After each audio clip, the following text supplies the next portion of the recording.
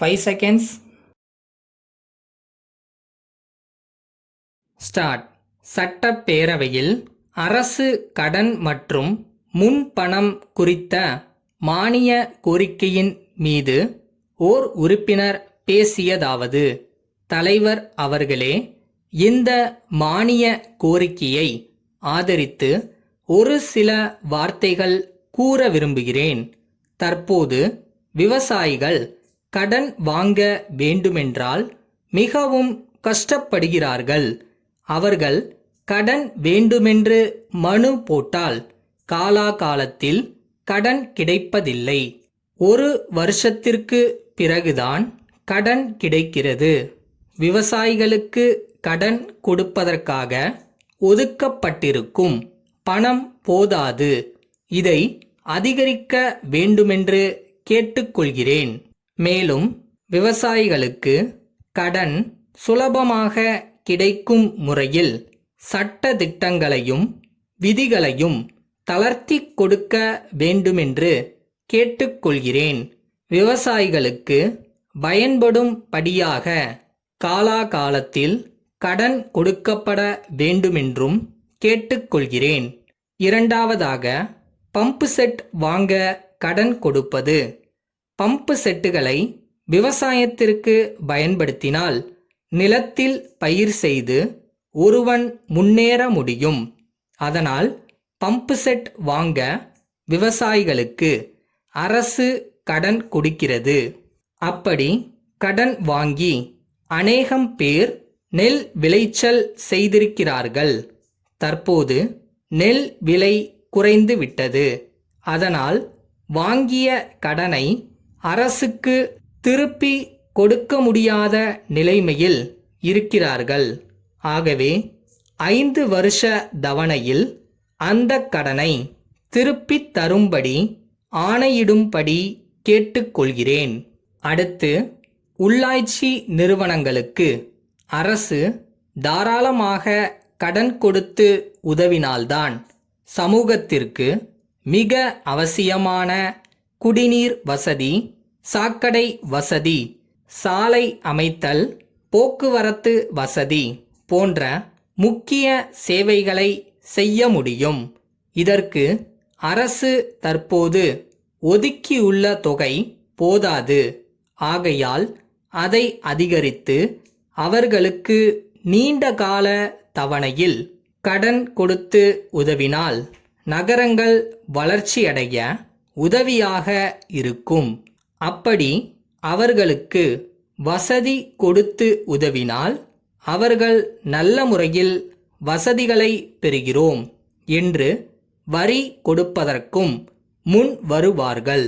அதனால் உள்ளாட்சி நிறுவனங்களுக்கு நீண்ட கால தவணையில் கடன் கொடுக்க முன் வர வேண்டுமென்று கேட்டுக்கொள்கிறேன். அடுத்து, கிராமங்களில் வீடுகள் கட்டும் திட்டம் குறித்து ஒரு சில வார்த்தைகள் கூற விரும்புகிறேன்.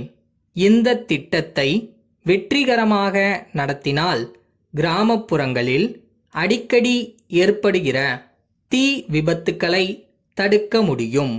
இத்திட்டத்தின் கீழ் கிராமங்களில் தீப்பிடிக்காத பொருள்களை கொண்டு நல்ல வீடுகளை கட்டிக் கொடுக்க ஏற்பாடு செய்ய வேண்டும். ஒரு வருடத்திற்கு ஒரு மாவட்டத்துக்கு 100 வீடுகளாவது கட்டினால் இத்திட்டம் பயன் அளிக்கும் என்று நினைக்கிறேன்.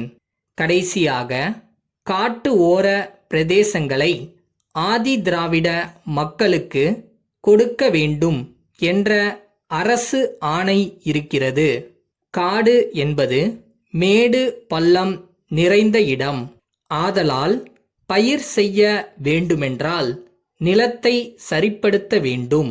இதற்காகவும் அந்த நிலத்தில் உழுது பயிர் செய்வதற்கும் விவசாயிகளுக்கு அரசு கடன் கொடுத்து உதவ வேண்டுமென்று கேட்டுக்கொள்கிறேன். அன்புள்ள அம்மா, தங்களது 20ஆம் தேதிய கடிதமும் எங்களது வணிகம் சம்பந்தமான கணக்கு விபரங்களும் கிடைக்கப் பெற்றன. மிக்க நன்றி. கணக்கு விபரங்களின்படி அதற்கான தொகைக்குரிய வங்கி வரைபோலை அனுப்பும் முன்பு தங்களுக்கு ஒரு விபரத்தை சுட்டிக்காட்ட விரும்புகிறோம். சரக்குகளுக்கு 15 நாட்களுக்குள் பணம் பட்டுவாடா செய்யப்பட்டால் அளிக்கப்படும் அதிகப்படியான கழிவு எங்களது கணக்கில் செய்யப்படவில்லை என்பதை சுட்டிக்காட்ட விரும்புகிறோம். தங்களது சரக்குகள் இந்த பகுதியில் பெரும்பாலானவர்களால் மிகவும் விரும்பி வாங்கப்படுகின்றன. எனவே தாங்கள் ஏற்கனவே அனுப்பி வைத்திருந்த சரக்குகள் ஏறக்குறைய அனைத்தும் விற்பனையாகி விட்டன. எனவே புதிதாக இணைப்பில் கண்டுள்ள விபரப்படி சரக்குகளை உடனடியாக அனுப்பி வைக்குமாறு அன்புடன் கேட்டுக்கொள்கிறோம். சென்ற முறை நாங்கள் கேட்டிருந்த 10 வயது குழந்தைகளுக்கான நைலான் வேலைப்பாடு செய்யப்பட்ட ஆடைகளை இன்னும் தாங்கள் அனுப்பி வைக்கவில்லை.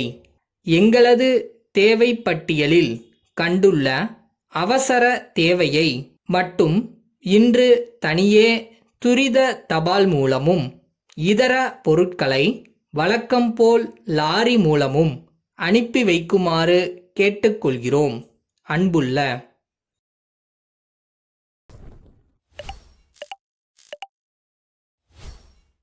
நீ எந்த வேலையை பண்றியோ அந்த வேலையை செம்ம ஜாலியா பண்ணு. அந்த செம்மையா பண்ற வேலைக்குன்னு தனியா ஒரு பலன் கிடைக்கும்.